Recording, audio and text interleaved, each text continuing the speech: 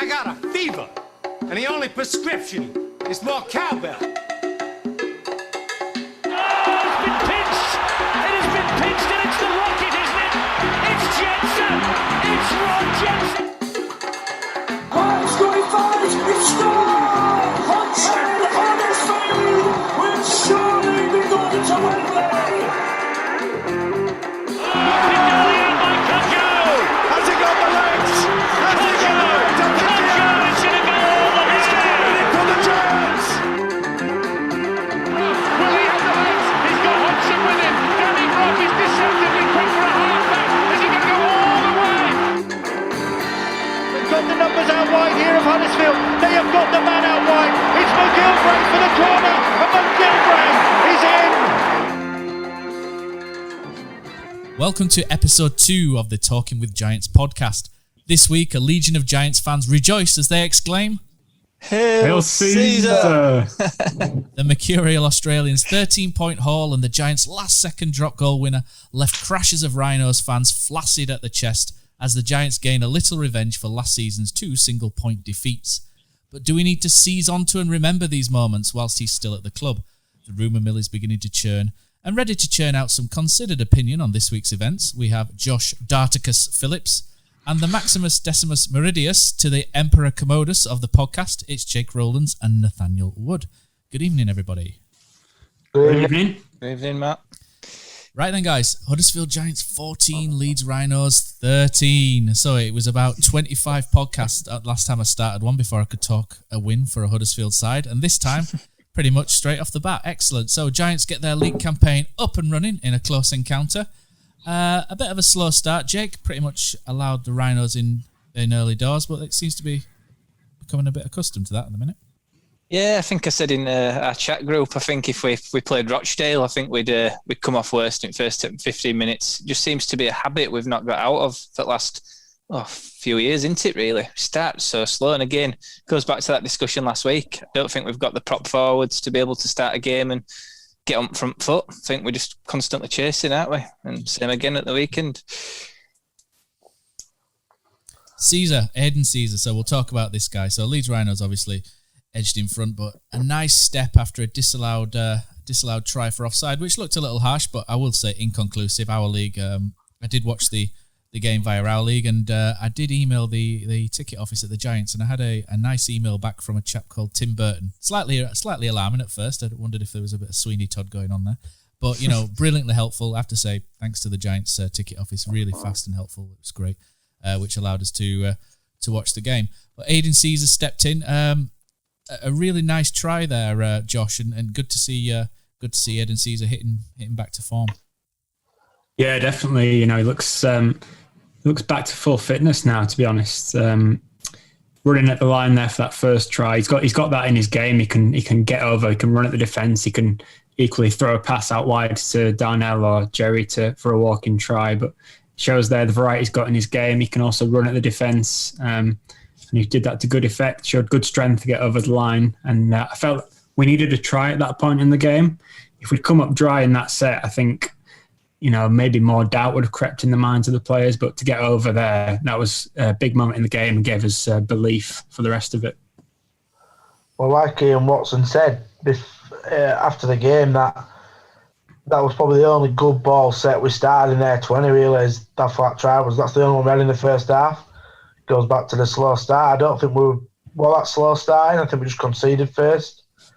But the slow start, we got into it, we had a good ball set, and Sezer scored. I actually think the first try that he scored, I think the decision was just right. I think Sezer was onside, but the people who played the ball then, the stupid rule of they've advanced inside the 10 metres when the Leeds fullback hadn't attempted it. So I think they just got it right. But yeah, Sezer stepped up. Like I said, he seemed to run the ball a lot more yesterday.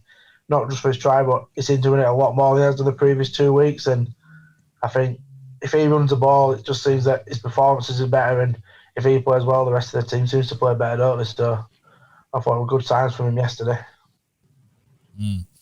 So the end of the first half, start of the second, really saw our best spell, really, and a bit more free-flowing play. Do you suspect this is what the long-term vision is under Ian Watson, and what a sell by Gaskell on Conrad Hurrell as well? Interesting, isn't it? Because I think maybe Nathaniel, you're the one to jump in on this, because watching the game, I think you explained to me quite well, because I've been watching this game for a long time, but I'll be the first to admit I'm not an expert, and I'm always keen to learn from how other people see the game. So I think you explained it quite well, Nathaniel, what Watson's trying to get from this team, and it sort of helped me get my head around it as I was watching it.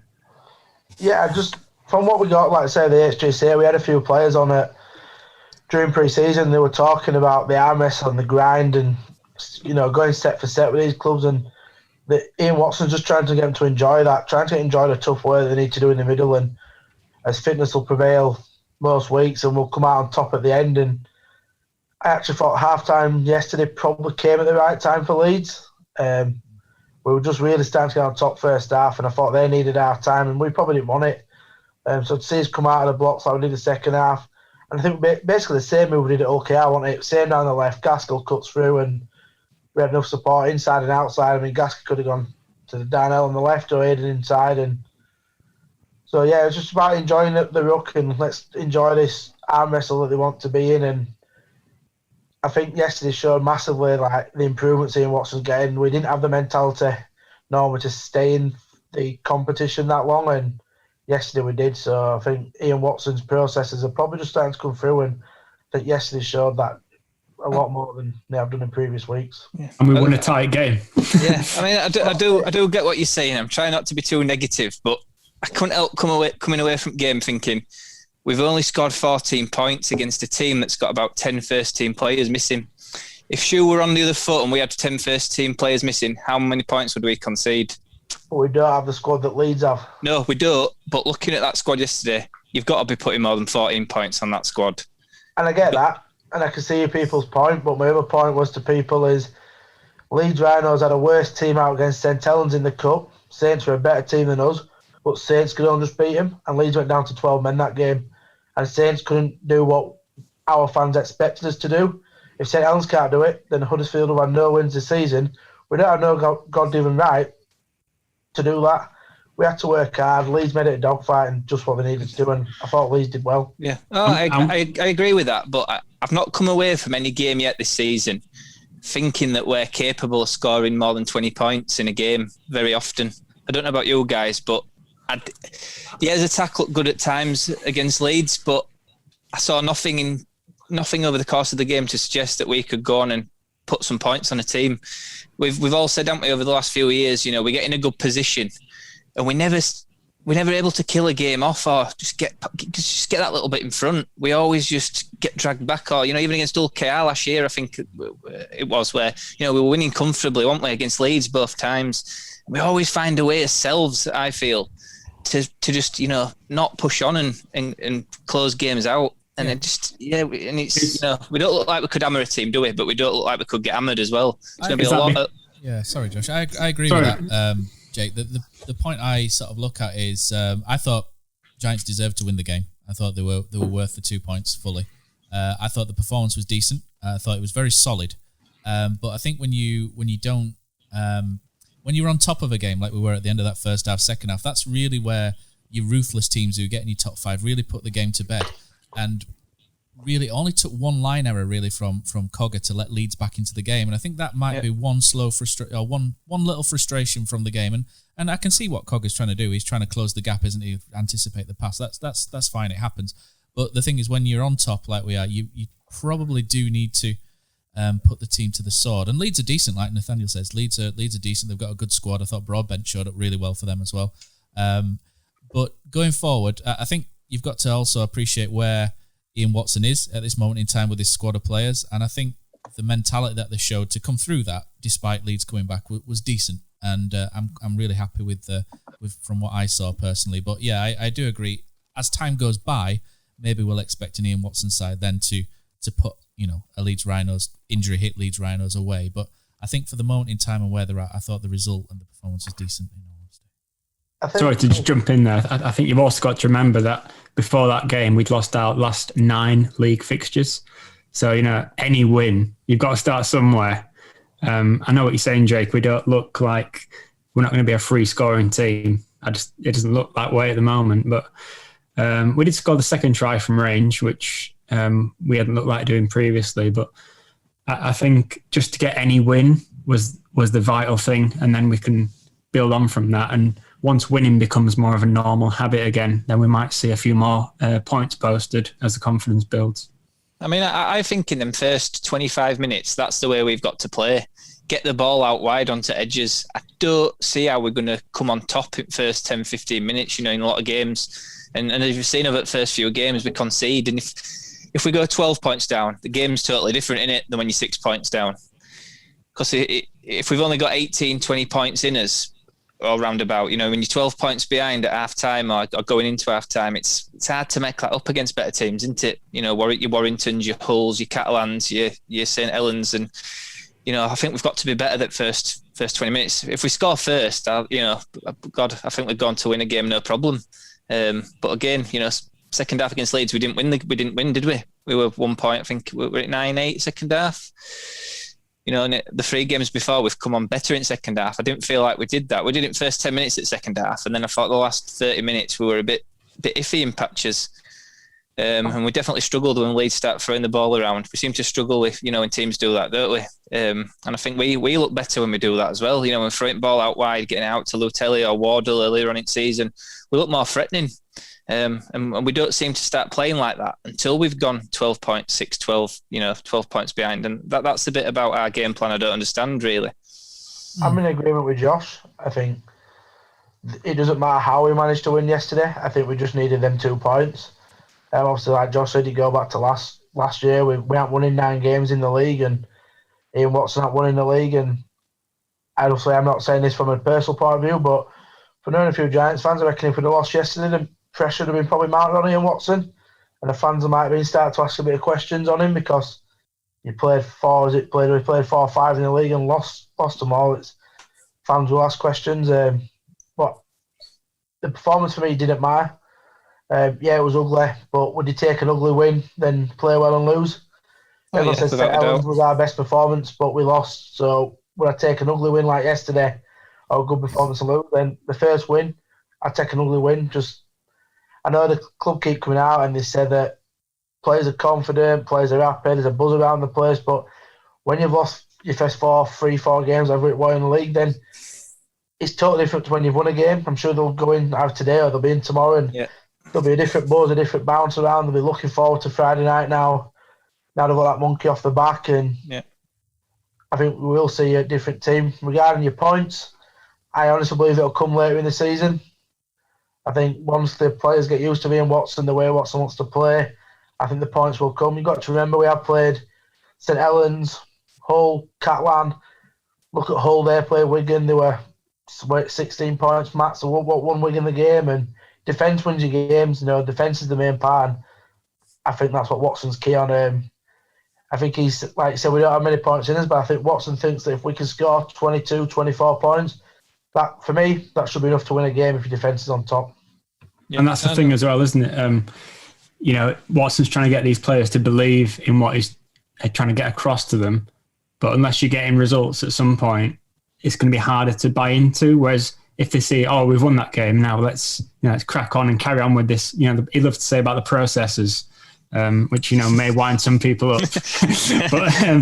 but I know what he means. And now that we've got a win under the belts, I think the players should buy into it even more than they probably already were doing.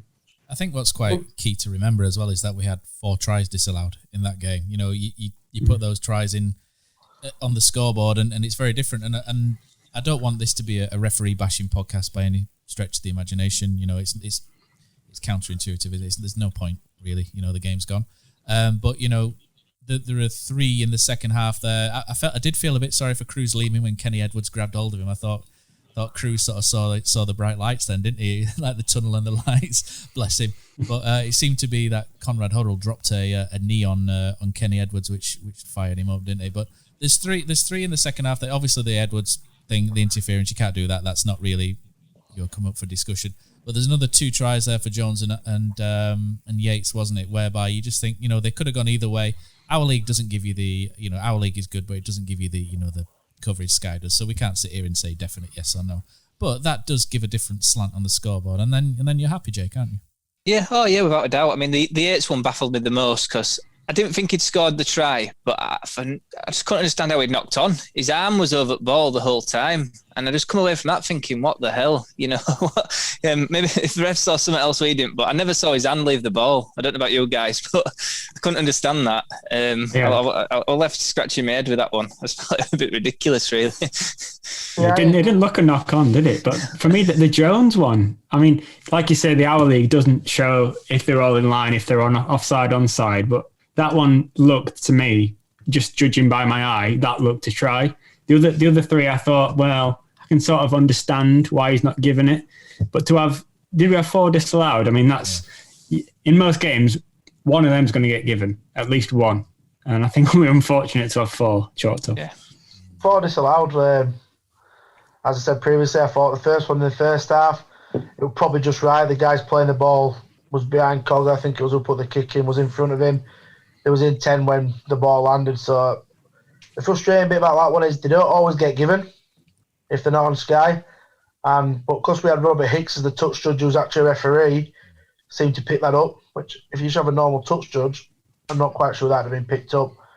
The Josh Jones one, I actually thought Josh Jones was offside personally. I got a bit of stick from a few mates by saying the girlfriend's got her tinted glasses over me. But listen to Watson, he said he's listened on the press conference after the game, he said he's seen it on the video and he can't see why Josh Jones was given offside, so I'll put my hand up, maybe I ran with that one and the ref and touch judge got it wrong. The Luke Yates one, my point were the referee has a lot better view than we did in our league, and he was confident to disallow it. And then I don't know if anyone's listened to the Ian Watson interview after the game. He explains why he feels that the decision in the first half should have been given and why the Josh Jones one should have been given. But he actually just said on the Luke Yates one, well, that's fair enough.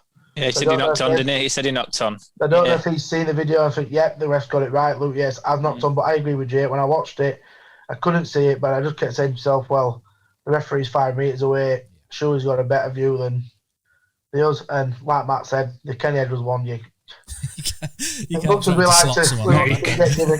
can't grab him out of the way. It was no matter what Cruz Lever's done to him, you can't grab him and push him out of the way. No. O'Brien goes through, unfortunately. So, but it was Yates' reaction as well, because he was fuming, wasn't he? And you don't usually have it. Usually when people have knocked on, he's trying to count ref, and you could just tell by his reaction. He thought he looked like he thought he'd scored a try, to be honest. But yeah, it was a bit of a strange one. There were a guy next to it. I can't remember who it was, but someone next to Yates as well seemed adamant that it was a try. But I thought, is it Liam Moore, the referee? I thought he did a decent job overall, and to me, he's a newish name. He's probably not a new name, but he's a newish name that's come across me, and I thought he did well. And more power to the referees that you don't always see on Sky, like Hicks, etc. Then so fair play to him on that one for sure. Ian Watson concurred a little bit, Jake, with what we said afterwards, with that he thought we should have won by more, and that was good to see as well, wasn't it? That he's not satisfied with a 14-13 win. He wants more. He's thinking along your lines, really. I think he can see the bigger picture going forward as well. Yeah. Oh, yeah, definitely. I mean, I know some people think I just moan and I'm a bit negative, but I come from a running background where I used to compete at high level at cross country and stuff, and you've got to have that aggression and want to win. And in a sport like that, there's only one winner. You know what I mean? And I have that 8 to lose, mindset. And you come away sometimes. I come away from the game thinking, and we were quite lucky, but I've watched it again and, maybe changed my mind a little bit. But, Leeds, if they had a different, kicker, someone like Gale on field, they'd have won that game, wouldn't they? Let's face it. They'd have taken 2 of them chances. There were some poor misses, we'd have missed them last year or earlier on this year. But like I said, we've got a line, and I think it's great mentally. I think it'll push us on to next week, because if we'd have lost that game, coming up to the St Helens game, a season could have been theoretically over, couldn't it? Out at Cup, 8 to 10 points behind top 5. What can we realistically do then through the season? Now we've closed the gap. We've got 2 points. We've got massive game next week against St Helens, which I'm backing us to win, if I'm honest. I've just got a really sneaky feeling. Josh, you were quite excited on WhatsApp when Gaskell made that kick. It was a really good set as well, because everyone from Leeds thought that Aidan Sezer was going to going to drop, and he moved to an angle, didn't he? And that created a great space in the middle for Gaskell. It was clever play, really. Oh, I'll tell you what, there were some scenes in this flat when that went over. I bet the neighbours wondered what was going on. But it was a weird one because when he passed it back to Gaskell, I thought, he's too far out here. You know, we're not good at drop goals at the best of times, never mind from 30 plus metres out. And as it went towards the post, I thought, well, it's probably gone wide, but, you know, golden point, we've still got a chance. And then when he gave it as over, it was unbelievable.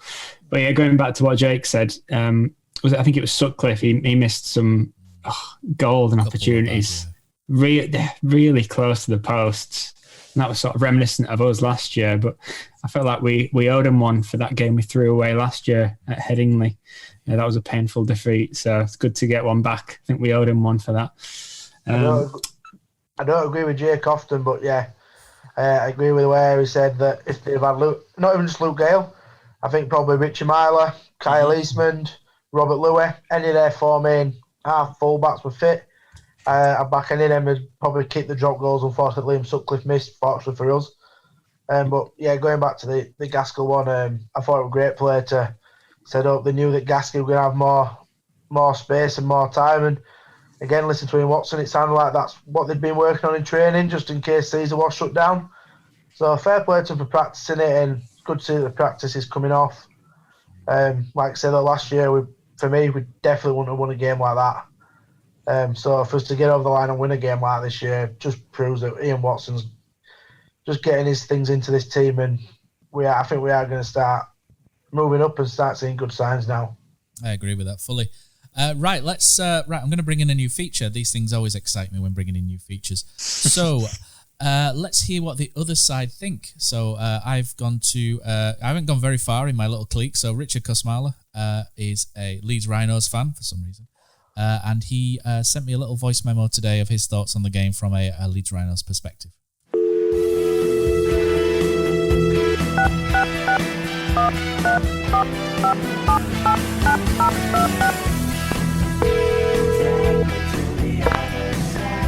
We're sorry, your call cannot be Hello, taken as no dialed. one is available to Press the take your number and call. dial again. Please leave a message after the tone. That's it, sending this message to you Giants guys. It's absolutely bouncing down. It's grey. I'm in central Leeds, and yeah, it's quite apt really. Sums up how us Rhino fans are feeling at the moment, especially after another defeat. Tough one to take yesterday, but obviously we've got on the right side of these against you the last couple of times. And I've got to be honest, when I saw our team line up about 1:45 yesterday, I expected you to win well by about 18 to 20 points. I mean, it's going to be a story of the season, really, and a lot of fans are sick of hearing it, but it's just a fact. So many injuries. The halfbacks absolutely decimated yesterday. Kyle Eastman, another guy who pulled up in training, so without them, we're out without Luke Gale for a bit now. Robert Louis, longer term than him, and yeah, when you've seen Cruz Lehman, a guy obviously well at playing half-back, the problems that we've got, and I thought we did all right. I think the difference in the game was Aidan Sezer, an obvious thing to say really with 2 tries, but it wasn't really that. It was just kind of how he kind of marshalled things really, something that we lacked. And your first try was pretty sensational really. So yeah, I was quite buoyed. And if we'd have had, a Gale in there instead of Sutcliffe, who's dropped goal attempts, there were some woeful efforts really, and probably cost us the game really. A bit of smart play at the end, but no qualms really with the result. I mean, you had a couple of tries disallowed really. I thought you were, better than us, and we kind of hung in there really. I think the highlight for us this season has been our pack. I think Aledzki's been outstanding. I thought Matt Pride again, he stepped up. Captain's armband really, good. Kept us in the game, and I think once you went 12-4 up early on in the second half, I expected you to pull away. So the fact that, we showed a bit of, courage again, which we've done a lot this season. Our Shandley's tried really good, and we got, level with a penalty shortly after. And again, it became a bit of a shootout with drop goals, really. And obviously come on the wrong side of it as well. I thought for you, I thought Kenny Edwards did a good job, kind of winding people up as well. Bit of kind of biff in your forward line and that as well. I thought he did good. Obviously, Gaskell showed some poise. Christmas Queen, I thought, did okay, but Yeah, from a Rhinos point of view, it's a weird one because you know what it's like. Facts don't pay the bills really, and pressure's mounting on Agar. But I don't think you can say anything really. With so many guys missing, pretty much 8 to 10 players all this season. Yeah, we've lost 4 out of 5. St Helens in the cup again, another brave effort. But I don't think you can say anything really, until we've got players back. And I think the big problem that we're going to have is that by the time maybe we get everyone back, season could be done. And obviously, I'm not going to go down because Leeds are awful, but it's not. Yeah, it's not what we all wanted. But what can you do? Bit of just a nightmare scenario, really, and we just need some bodies back.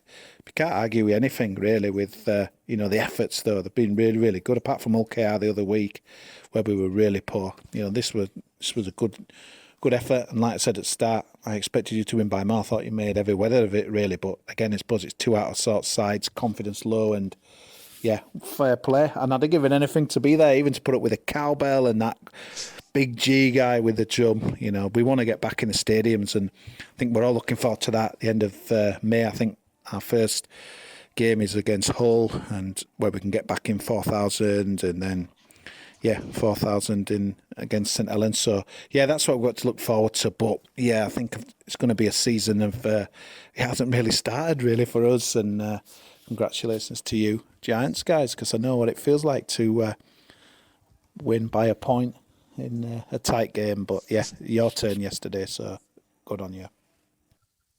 There we go. Thanks to Cozzy for his little mini match report. Not much to disagree with there. I think it's interesting as well to see the other side, because I think last week and maybe this week we kind of think maybe our forward pack lacks that kind of biff.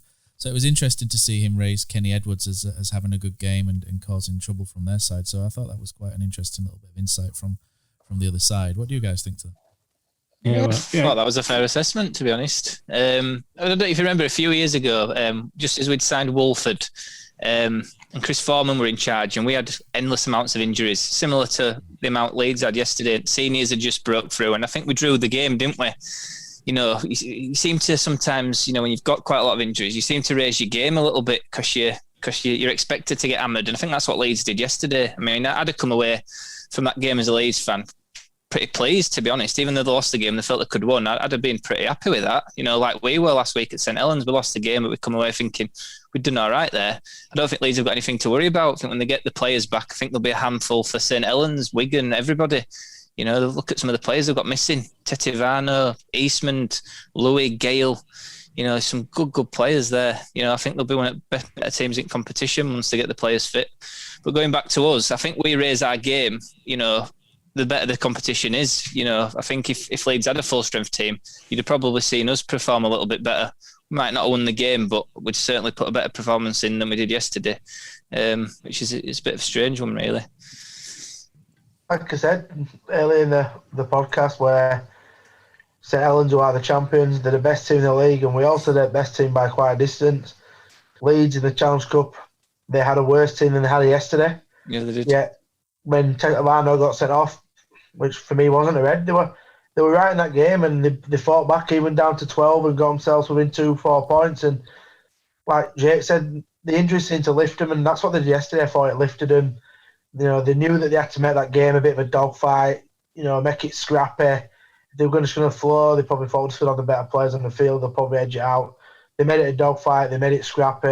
They did what they needed to do, and like I said, the missus is a Leeds fan, so she was happy yesterday coming away that they only lost by 1. She expected them to get beat by quite a bit, and so I think, I agree with him. Leeds fans should be quite proud, and I agree with Jake. Want to get the likes of Luke Gale and Eastman and Harry Newman back fit, and Conor Hull's properly fit out wide, then there'll be a handful for most teams. So I don't think Leeds have anything to worry about this season. Yeah, I agree with that. I think they're a very strong side. Cruz Lehman, as much as I do like him as a player, there's no way he's a halfback. So when I saw that he was in the halves yesterday, that did, make me think we could get something out of this game more than I already did think. But yeah, they did put up a good show, to be fair, considering how many injuries they've had. That was pretty good comparison you made there, Jake, when we had the same a couple of years ago against them, and we put out a similar performance. It can sometimes, spur players on and think you've got a siege mentality, everything's against us sort of thing. But yeah, I thought they put up a really good effort against us. But I do think we just about edged it and deserved the win. It's quite frightening how some of those players that they've got missing, they've got those half-back choices are frighteningly good, aren't they, really? Right. So let's go on to some of our more conversational points of the game. So, Josh, you're a stats man. I haven't got an intro for this, I'm sorry. But yeah, I'm taking my role as stato very seriously, and I've devised a little spreadsheet so we can keep a track of how things are going through the season. So just I've done sort of some team takeaways and some individual takeaways from the match. So first of all, in terms of the actual the team takeaways, and that's the first game this season in which we've scored the same number of tries as the opposition. It's always been either more or less, but it was 2 each. So good to come out on top of a close game. And it's the first league game this season in which we've made considerably more metres than the opposition. 63 more in that game. We made more against Hull KR, but that was only 7 more. So this is the first, like I say, considerable number that we've made more. Interestingly, it's the game in which we've had the fewest runs from dummy half and the fewest offloads, which suggests the game plan from Watson was to keep it simple in the slippery conditions. I think we did that effectively because we actually made the fewest errors in any match this season, only 9 errors. Every other game we've been in double figures in that stat. So playing an error-free game was what we had in mind, and that's what we managed to achieve. In terms of individual takeaways, statistically, our strongest 3 players were Josh Jones, Luke Yates, and Jermaine McGilvray. And that's the 5th time in 6 matches so far this season that McGilvray been in our top 3 in stats, which is quite impressive. Still got it, mate. He's still got it. He has. He does. People think he's losing what he had, and maybe he's not as good as he was, but he's still very, very effective for us. And I think when he's out of the team, we really do miss him. For Josh Jones, that's the 4th time he's been in the top 3 for the stats, and it's the 1st time for Luke Yates. Incidentally, Luke Yates, that's the 3rd game in a row that he's been our top tackler with 52 tackles. So as we knew when we signed him, he's going to be a workhorse and really set an example for the forwards. Even though he's not the biggest, I think he makes up for his size in every other department, really. I really do like him as a player. And Josh Jones, I'm a huge fan of his. And he was a top average game meter maker for the 2nd consecutive game. Not far behind him was Ricky Latelli. So improved performance from him. And Aidan Sezer, he made his most attacking kicks in any game this season, which further supports what we said earlier, that he's back to full fitness and he's ready to take on all his duties that he normally does have when he's firing on all cylinders. Some territory in there as well, won't they, Josh? Yeah, fantastic. So I think we're all big fans of Josh Jones. I'm always quite wowed by I'll call it the Earl Crabtree factor, whereby they start, don't they, on the fringes and then slowly move in, and he's you could see the strength in his legs, as Nathaniel, you said this as well in the WhatsApp group that we've had. He takes the impact, the first hit, and he still keeps going, and this is something I've noticed of the Giants over the last sort of 3, 4, 5 years, is that the pack don't really make much impact after the first tackle.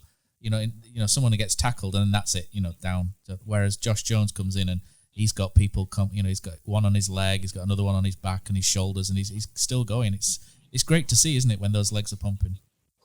Yeah, Josh Jones he played second row, didn't he, yesterday? And did someone say that was a good place to play him? I think maybe he just said that he moved out to second row, and like I said, probably he's been impressive ever since he joined us. But I actually thought it was his best game. Like you said, it'd be interesting if we could get the stats on the meters he made after contact. It seems to go 10 metres with people on his back and around his legs, and it just helps you move forward. And it's impressive when you see it. We used to have someone called Paul Jackson back in the day who used to be so good at that too. And since then, we've never really had that impact. And Josh Jones is either spinning out a tackle or he's carrying 3 men on his back and making yards. And I just think if he carries on like that and the forwards get on the back of him, then we'll do all right. And I think he'll quickly become the leader of our pack. And people that our forwards probably should look up to and follow his example. Because, like I said, since he's joined us, I think he's been outstanding in most games. So great signing. He's just got a knack of not being able to put on his back by the opposition. Yep. He just keeps himself upright, and I think he's brilliant. I really like him. He always seems to know the right time to offload too, and when not to offload. There were a few yesterday that someone offloaded. I think it was Gavitt offloaded, and it went straight to Leeds man with 10 minutes to go, and it's like, why we're doing that? Where Josh Jones seems to know this is the right time to get it out. Yeah. This is the time to take it up, and I think he's a smart rugby league player too. I think he's been a very good signing so far. For me though, do you not think Jones is more like a second row prop forward than the likes of Yates and Bruno are? For me, if we move Jones to prop, I won't have any qualms about that, because you can make the meters, you can do big minutes. He's got a good offloading game. I just keep looking at Bruno and Yates and I'm thinking they're not props. They really aren't props. And that's part of the issue, I think, with our, the way we start a game. We're starting with Yates and Gavitt. I'm not the biggest fan of Gavitt. That's well known. I think he's pretty poor in terms of an overseas prop. Don't think he makes many meters. Silly offloads. Not the best fitness levels. Yeah, Yates, workhorse. But is he a prop? For me, like I said last week, I think he's a loose forward. I think you have him in middle at Park, like we used to have Bruno last year. He's a tackling machine. He'll play 80 minutes and he'll tighten that defence up in middle. Don't think he's a prop. I'd personally leave Josh Jones at second row. I won't have him anywhere at props because I don't think he's a prop. I was surprised yesterday that we started Joe Greenwood at loose forward and we started with Yates at prop and Bruno on the bench. I'd probably much rather start Joe Greenwood at prop and, like you said, Luke Yates, Michael Lawrence is a 13. Joe Greenwood, I think they came and they said he's played prop for England or England Knights. So he's played there before. I was surprised we started with Joe Greenwood at 13 because Joe Greenwood for me is either an edge player in the back row, which for me you don't get in over Kenny Edwards and Joe Wardle, or Josh Jones. So when Joe Wardle's fit, he gets in over him at second row for me too. So yeah, I'd like to see Joe Greenwood move to prop probably, and then if you want to play 13, like I say, you've got Luke Yates and Michael Lawrence. You've got two top class 13s there who can play 80 minutes and do all your day work for you. It's interesting because before the season started, I was sort of wondering, have we got too many players that are too similar in the forwards? And I think, unfortunately, that seems to be the way it's playing out. I really like a lot of our forwards, but they're not monsters. They're all pretty similar. Yates and Lawrence, utility forwards, aren't they? Game. Yeah. They both go through a mountain of tackles for you, but they're not going to take you from your own goal line to the halfway line. You know what I mean? Yeah. Just to clarify as well, sorry, I don't think Jones is a prop. I just think he'd be more suited out of the three to play a prop than what Yates and Bruno are. No, I'd agree there. That's fair. So, maybe. So Josh Jones, sorry, Nathaniel. Josh Jones, ex-centre. Jake, we'll take you onto your talking points because there's some options now building out there at centre, and it's going to be a case of who's best for the roles. Yeah, for me, I get the sneaky feeling that Watson's always going to go with Lutelli over Jake Wardle, probably because it's his signing. They're both left-sided players. For me, when we put Jake Wardle on the right in pre-season against Leeds, he looked totally out of place. Whether that had come, more game time he gets. But me personally, I'd have Jake Wardle in that left centre spot every week if he's fit. He's that X-factor player. Lutelli for me is more of he's not a winger's centre. He's more of a, hard running, can find the gaps himself. He don't look like he's got the hands to be able to put his winger in. He seems more of a strong running centre. So which one you move across to the right instead of Leroy? I don't know. If you move one of them across to the right, I'm not too sure if Leroy's fit, to be honest. It's a good, choice for Watson to have, really. Thought McQueen did well there last week. Didn't do as well this week in centres. But yeah, good choices to have, I suppose, when you've got four players you'd be happy with in playing at centre. Not many teams have that luxury. Yeah, I do like. For me, Jake Wardle's got to be the first choice centre in the club. I think he's outstanding, and he's only going to get even better. But I do like Lutelli as well. He's a different kind of player, like you said. But if you had to push one out to the right, I think it would have to be Lutelli because, like you said, Jake Wardle's not looked at home there when he's played there before. And I think for his development, he needs to be playing as a left centre. Whereas Letelli, he's a bit older, and I don't know, maybe would he be happy there? That's the thing, because we've got two good players, but they want to play in the same position. So I don't know long term how that's going to go. It'd be interesting to see how it plays out. Letelli misses out every day of week for me. He's a good player, and I get, and he's good signing to offer us. But I agree with Jake and Josh. Jake Ward has to start. I don't care if that's left wing, left centre, right centre. Give Jake Wardle what he wants. Build your team around him, because for me, Jake will be one of the best players in Super League soon. He's an outstanding talent. So, I agree with Jake. He's probably looked best at left centre, so I'll be keeping Jake Wardle out there. And I won't want to spoil the Cudjoe-Jerry partnership. I think it's brought so many points over the years, and I honestly believe that Jerry's probably not, because he's had a full pre-season this year and he's not been away with England.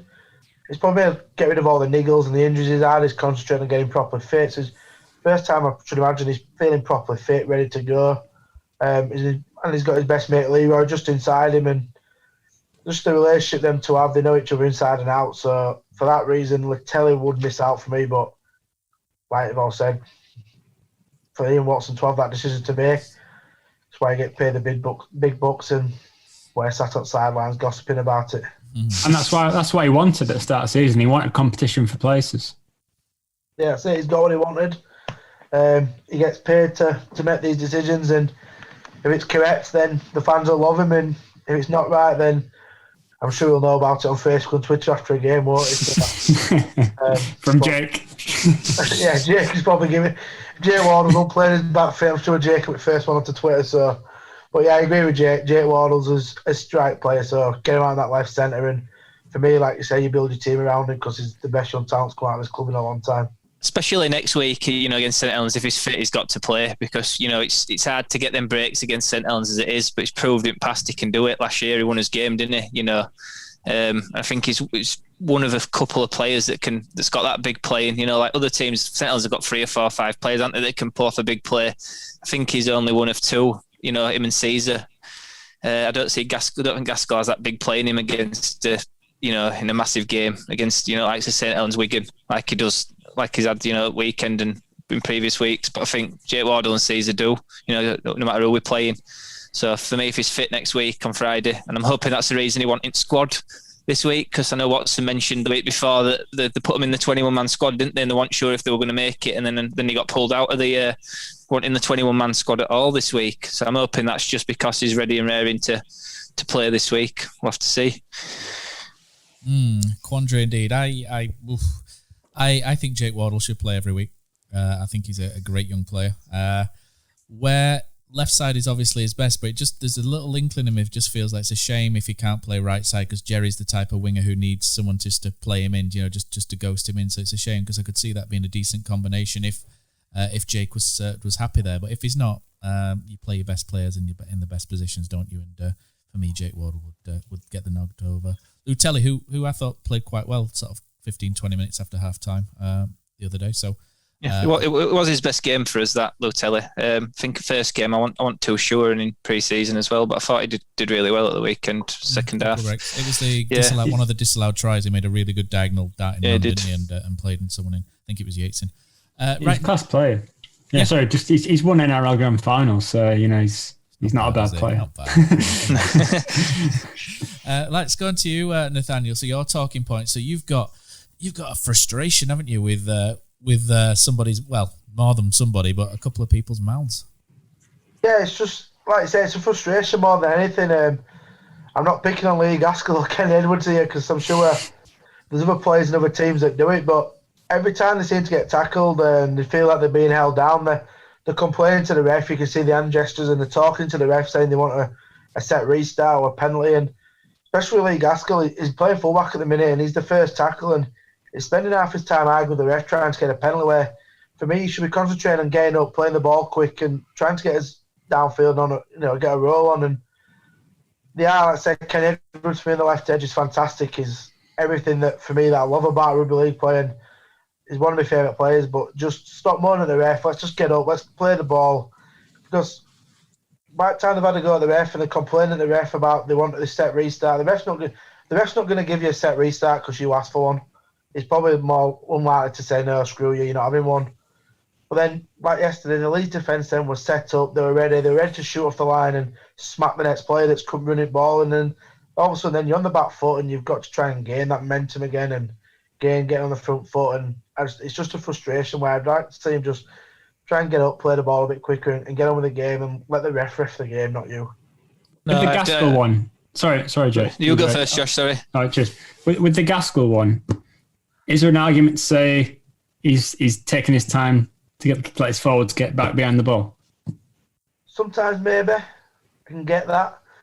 Excuse me, but just get up and play it. Like if you got both wingers back, and if you give if you get up and play it quick, and we've got Jerry waiting or we've got Darnell, they're both good runners of the ball, and if their defence is set, then they can easily break through and make an half break, and that'll get your forwards in behind it rather than. But sometimes, I don't mind it if it's 5 minutes to go and you want your players back, and your aim is just to complete your set, 5 drives, kick downfield and defend. I get that, but when you're only 2 points in and you've only just started second half, I think you just need to get up, play the game, and for me, stop trying to ref the game. And I get why you ask. I'm not blaming just them two, because I'm sure Wigan, Saints, Leeds, Hull, they've all got players that do it, and it's just, I think it's a frustration in the game more than anything, rather than just us both picking up on it with us being Giants fans watching Giants every week. Fully agree with that. I mean, I said it to you all yesterday, didn't I? It gets up and plays the ball so lethargically, and it's like when you're trying to get on front foot and as forwards, are a bit smaller and we need to be playing ball quick, it just totally breaks up the rhythm. I think I noticed it about 8 times yesterday. He did it. He's just straight away, and sometimes he plays the ball dead slow, then looks up and speaks to the ref, and it's like, he's not even doing it straight away, and it's like, come on, we need to play ball quicker and get on front foot, but it really does slow us down. Didn't notice it with Kenny as much. Maybe that's just me because I'm concentrating on Gaskell because he was winding me up with it. I'll have to have a look at that one next week, but it's frustrating because I thought he had a really good game yesterday, Gaskell. And it's just that part of his game. It's just starting to moan a bit. And it's like, come on, just, I think we've got to knock that on Ed for Friday. We can't be afford to be doing that if we want to get through. So the thing with Kenny Edwards, I think he's got a bit of sort of the Danny Brough syndrome, where if he's on your team, you love him. And if he's not on your team, you cannot stand the man. When he was playing for Catalan, I couldn't stand him. But when he's playing for us, I think it's part of his charm, like the way he moans about everything. So when he's in defence, I don't know if you notice, when he's on top of a opposition player, he's always looking at the ref. I think it's not a bad idea actually, because it shows the ref that you're listening to his instructions, and he very rarely gets penalised in the ruck. But when he's on the ball, when he's playing the ball, he does like a moan. But as I say, I think that's maybe part of his charm. I think you raise a decent point as well, Josh. I think if you're winning and the momentum's against you, I think it's a legitimate slowing tactic, if you like, at times, and people will use that. But I think when you need the points, and especially when you watch the NRL sides, you on a Friday, Saturday morning, you watch the NRL teams, and they're so fast out there at the play of the ball. Even the top couple in Super League, and you just think, look, go at it before the forwards are set on the opposition side, and there's more gaps, more holes. So it is frustrating, isn't it, when you can see on your TV screen that their line's not perfectly set, and you're like, look, there's so much you can go for there. But yeah, I agree, it is a frustration. But I would say there's probably legitimate reasons and a little bit of gamesmanship going on in there as well. But I think we're all in agreement that could possibly be reduced, I think, shall we say. Right, so in Huddersfield, it's very rare that you can have nice things. And Aidan Sezer been one of those nice things, and he's been linked with a move away from the club. Not something we really want to see. Ian Watson's first season, it feels like Ian Watson's building something going forward, which could last really over the next sort of 5-6 years. Losing your best player in season 1 would not be the best thing for us, would it, Josh? No, it wouldn't, but I get the feeling, listening to Ian Watson's interview about it the other day, I think he feels a little bit resigned to the fact that he's not going to be here next season. Whether he's here for the remainder of this season, I don't know. I know that he said he's been offered to Brisbane. I don't know if that's for this season or next season. Ideally, we don't want to lose him this season because it'd be very hard to replace him. We'd have to splash a bit even more money than we already have. But I think long term, as much as a great player as he is, I don't think Ian Watson sees him as staying around for a long time. And I think we will swoop for someone else in the off season. I think Tui Lola here has been mentioned. Yep. Watson liked him at Salford. I wouldn't be massively against that, as long as obviously I wouldn't expect Lola here to be on the sort of money Caesar's on. So maybe we could invest that extra cash in other departments. But Caesar is a class player, and to lose him mid-season would be a massive blow. But I think as long as he stays for the remainder of this season, I think I'll reluctantly say, fair enough. You want to go back to NRL next season, no qualms about that. You've been a great player for us. But yeah, my hope is that he stays for the remainder of this season. I can't see him going this season. He seems relatively happy here. I've seen notes from him, on his social media or anything like that suggests he's happy. You could tell Matt Frawley straight away when he came over that he wasn't going to last 2 minutes, couldn't you? He didn't look very happy. He's, you look at Caesar on Instagram and stuff, and he's doing bits all over. He seems relatively settled and happy here. I had heard a few weeks ago that the club were looking, it was going quite well with him signing a new 1-year contract extension. But if in all honesty, I can see him going at the end of the season. You've got to look at the weather in England, COVID, Australia. Where would you rather be if you're from over there? Your family, your friends. It's right close to think. Is it Nick Kotrick from over there? He's one of his best friends, isn't he? Why would you stay? You've got to wait up, haven't you? If you can get more money, which you can over in Australia, why would you want to stay here, really? I mean, probably in agreement. I don't think he'll leave this season. I think we'll have him definitely till the end of the year. The rumours are he's being offered, like I said, to Brisbane. If Brisbane say no, I do follow a lot of the NRL, and I've seen that Brisbane they're chasing Mitch Moses. Sean Johnson's been mentioned. Different halfbacks seems to every week getting mentioned for Brisbane, and they're in desperate need for a halfback like Aidan. It'd be a big loss for us if he decides that he wants to go back home. I don't think he'll join another Super League club. I do believe and I hope that if he doesn't get a deal back home, then I do probably think he'll sign a new 1-year deal with us and stay with us. Josh said to it all here, I agree. I don't know what it is, 24, 25. Time is still youngish. I know Watson likes him, but another player I personally look at is Blake Austin. Mm-hmm. Rumours are that he's fallen out with Steve Price at Warrington, and Darryl Powell's also going to Warrington next year, and he's taking Jake Truman with him. So Widdop wants to go home, but Blake Austin apparently wants out of Warrington. He's out of contract at the end of this year too. So Austin and Caesar played together at Canberra, and I've seen a few comments saying that Austin was a better player at Canberra. So I'd probably try and make a play for Blake Austin if he were leaving Warrington and he couldn't get a deal back home. I'd probably try make a move on Blake Austin and see if he fancies the challenge of Huddersfield, and rather than Tullal here. But all depends as well. Is Lee Gaskell the big one? He's out of contract this year, I think. So what do we do with him? Do we know, does Watson see Gaskell and Coggers the answer? With Cogger as well, though, didn't he sign wasn't it a 1-year contract with the option of another year? I think it was 2 years, wasn't it? But he had the option, didn't he, of this? Was the second year an option in his favour, was it? So, he might fancy, he might think, I want to go back home. We could be in a position where we've got 3 halfbacks.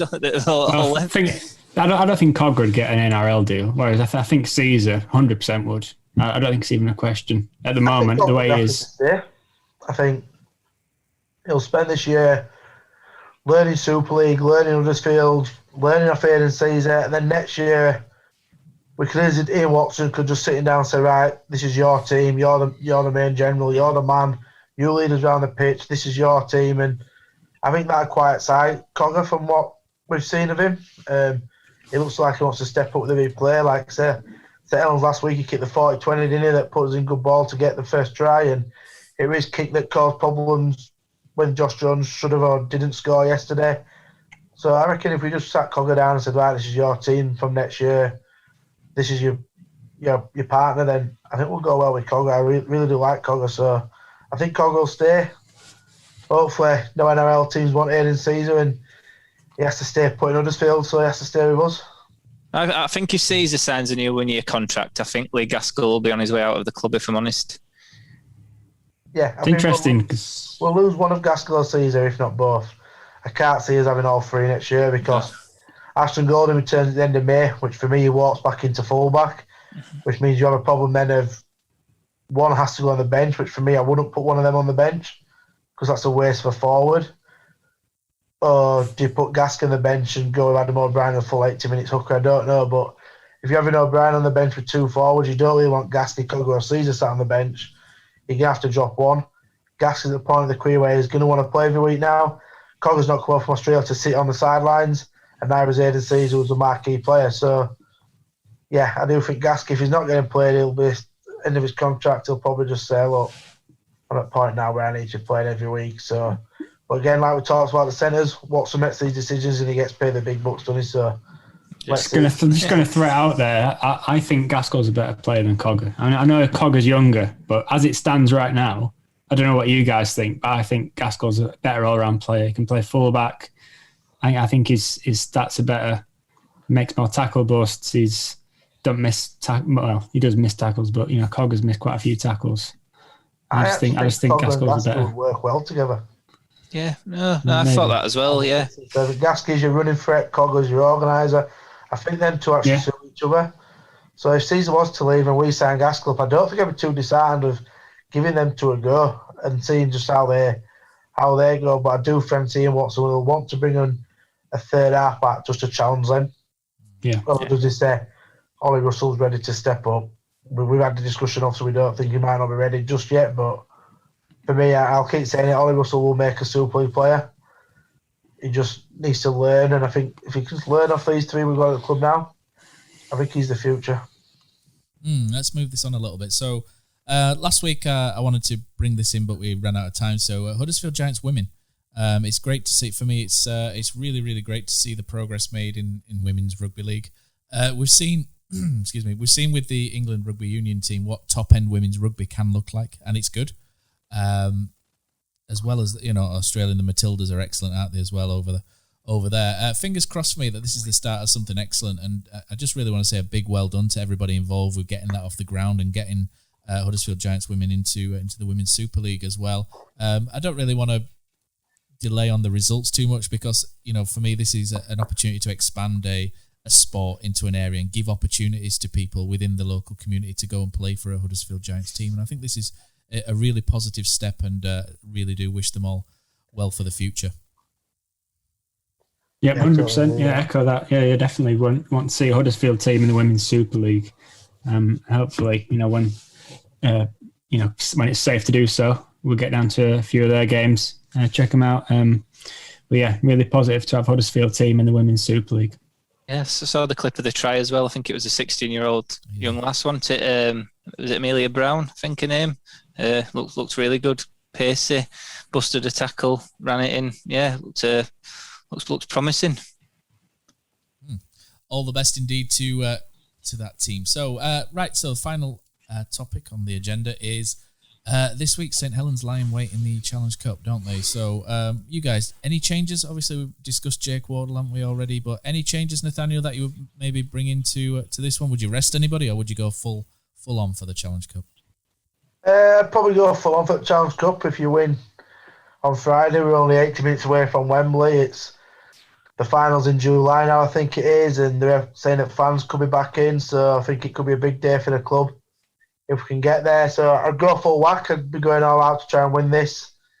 I'd probably move Chris McQueen back into the pack if Leroy or Jake Wardle are fit. If it is Jake Wardle, then, like we said before, he's got the decision of Latelli or Jake, who moves out to the right. McQueen, I move back into the props. I believe in Josh Jones, Kenny Edwards as your second rowers. Maybe we move Chris McQueen into prop, put Luke Yates in at 13.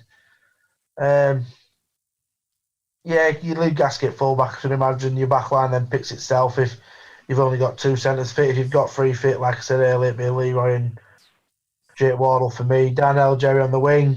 Sezer Cogger in the half. Props, I think he'll mix it up in the forwards. I wasn't too impressed with James Gavitt yesterday, but the last time we played St Helens, I thought he was probably one of our best forwards. He took on Alex Walmsley, so I'd probably give him a shot against Saints this week and see if he can redeem himself. He needs a big performance, and we need someone to match Alex Walmsley. And I think the first 20 minutes will be key of the game. We need to stay in the arm wrestle, trust the process, stay in the battle and battle hard. And if we, like I say, I think if we are in it at half time and we're not 12-0 down like we were last time or any further, I do back us to come on well in the second half against St Helens. And yeah, I reckon we'll nick it by a drop goal again. I think we'll back Lee Gaskell to knock it over again and send us through to the semi-finals.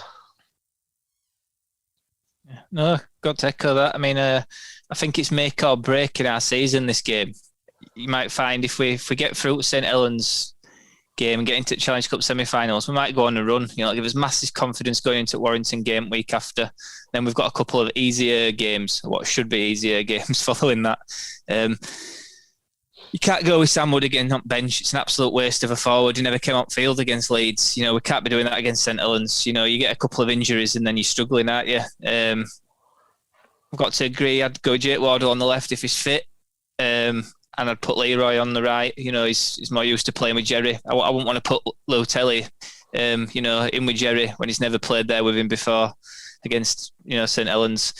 Yeah, go Gasky at fullback. I'd probably start with Adam O'Brien against St Helens. I just think he's the better out of the two. He's nippier, and I think, you know, we need to just tighten his defence up. He's better defensively for me than Cunningham. I liked what we did at the weekend. He just switched him over at half time, didn't he? So we didn't use to save a sub. I quite liked what he did there, and I'd probably do the same again. You know, I'd tell O'Brien to come on, go all out for 40 minutes, and then bring him off at half time and get Cunningham on. And then, yeah, it's just who are we playing the forwards then? Like I said, yeah, McQueen back into the pack. I personally won't play Gavitt. Just not a fan of him. You know, he makes some silly errors at stupid times, and I don't think we can afford to do that against St Helens. But I do agree he played well a couple of weeks ago against them. I'd probably bring back Jack Ashworth. I'd probably start McQueen, and I'd like to see English start, to be honest. You know, I think he were our best forward when he came on at the weekend. You know, he were tackling well, he was running in hard, and I just think we've just got to match them that first 20, and then you put get your likes of Yates on in you know, a little bit later, and Bruno. But I think we just need to up his intensity that first 20 minutes. We need to be there or thereabouts at half time. You know, if we're 6-12 points down at half time, I can't see us winning game. But I've got a sneaky feeling that we will win this week. For me, I'd pretty similar to what you just said. If Jake Wardle's fit, he comes straight into the team for me on the left centre. And if that was the case, then I'd probably put Lotelli on the right centre. But if Leroy's fit, maybe that changes again, as we discussed earlier. So 2 of those 3 in the centres, if fit, obviously. I'd rather have McQueen in the forwards. Agree with what you said, Jake, about Gave. I wouldn't be playing him in this game. I just don't think he deserves to play, really. After yesterday, I wasn't really that impressed with how he went. I think there's Ollie Wilson you've got sat there. You know, he's not as big, but he'll put in a better shift, in my opinion. I think he's a more reliable player. I'm not trying to slate Gavi or anything. I'm just not really impressed, to be honest. But yeah, that's the only major change that I'd make from yesterday's lineup. Gavi out and Jake Wardle or Leroy in. It looks to me that there needs to be some kind of absorption, if you like, for Alex Walmsley and Gavi. You know, big lad. You know, he can absorb a lot of what Alex Walmsley takes. But you know, it's ball in hand maybe where you're a bit more worried really than some of the defensive work. So for me, I liked the sound of what Jake said. I think Ashworth might have a point to prove as well, so that might be a good reason to bring him back in as well. So that's definitely good. If Leroy's fit, excellent, get him back in, and I'd go with Jake Wardle on the left as well. But you know, you don't try not to change a winning side too much. But yeah, Ashworth definitely in, and those 2 centres. So what we're going to do prediction wise, I'm going to go 19-12 to St Helens. How about you? I'll go 25-24. Like I said before, Lee Gaskell dropped goal. I think hopefully they'll all pile out and Sezer again and Gaskell step up and be the hero he was yesterday. So yeah, I'll back Lee Gaskell and the boys to do it by a point. Josh? I don't want to be sounding negative, but I think it'll be very similar to the league game. I think they'll score first, maybe the first 2 tries, and then we'll get ourselves in the arm wrestle and stick with them. But I think it'll be like similar how the league game went. It'll always feel like they're just a bit out of reach, a bit out of striking distance.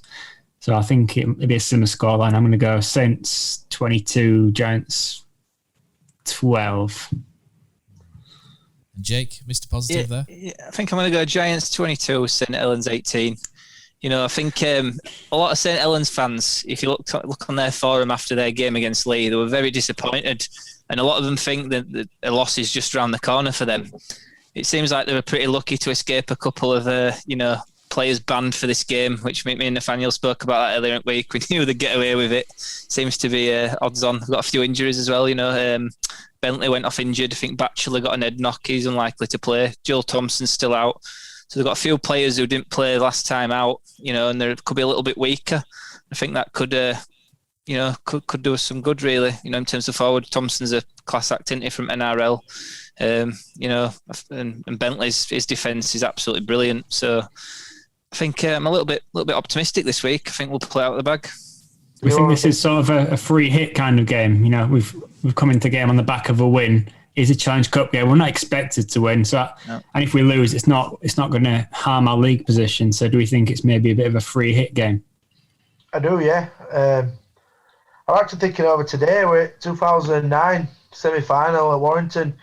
We played on St Helens in the Challenge Cup, and they hadn't lost in the Challenge Cup. They for 2 years, and we went over there, and no one gave us a chance that day from the outside. Everyone was saying, Giants will get beat. Saints in the final, and we managed to beat them. And there's actually a video on YouTube of a Super League TV speak to the Giants lads, and I think it was Luke Robinson that said, "We don't care what people on the outside think. We believed in ourselves, and we knew we could do it." And I just feel if the squad now have got that same attitude, if they believe in themselves, and we did well against them 2 weeks ago, last week, we played really well, and with that just extra bit cutting edge now, we think Season's back fully fit, he looked good again, and we just have that different bit of cutting edge, and you believe in yourself, then it doesn't really matter that no one's giving you a chance. I know that St Helens, they have a big plus this week, and Tommy Makerson will probably back on the right edge. They've got Percival's getting back fully fit. They've Kevin Nagano moved back to centre, but then what do they do with Jack Wellesby, who for me is too good to be left out of their team?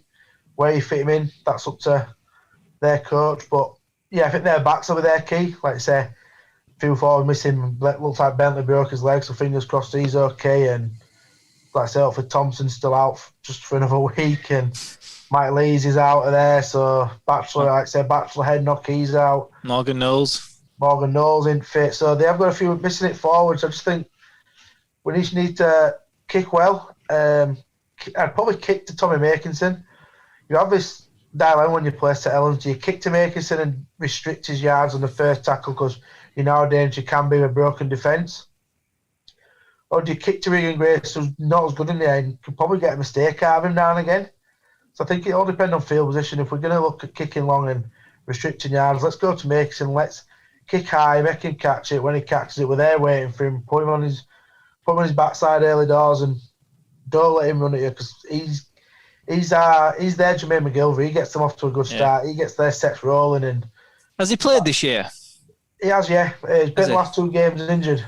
Right. I think the last 2 or 3 he's been injured. So if he's back, I think it was his foot. He was named in there 21 for the league and then didn't play. So I presume he's going to be back this week. So I think he'll be back this week. So I think the key is, stop Tommy Makerson. He's like, say he'll get their roll on. Then Walmsley and their forwards then come off the back of that. So I think Makerson's their big player. So let's target him and let's restrict his yards, and then hopefully Saints forwards, when we're missing a few, won't be as dangerous, so we can, like I said, we can get on top and hopefully sneak the victory.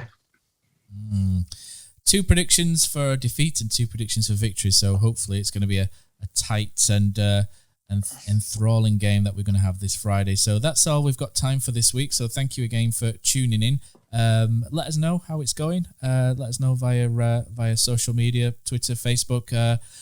Just let us know via Fee544Fun and the Giants at Giants Fanzine.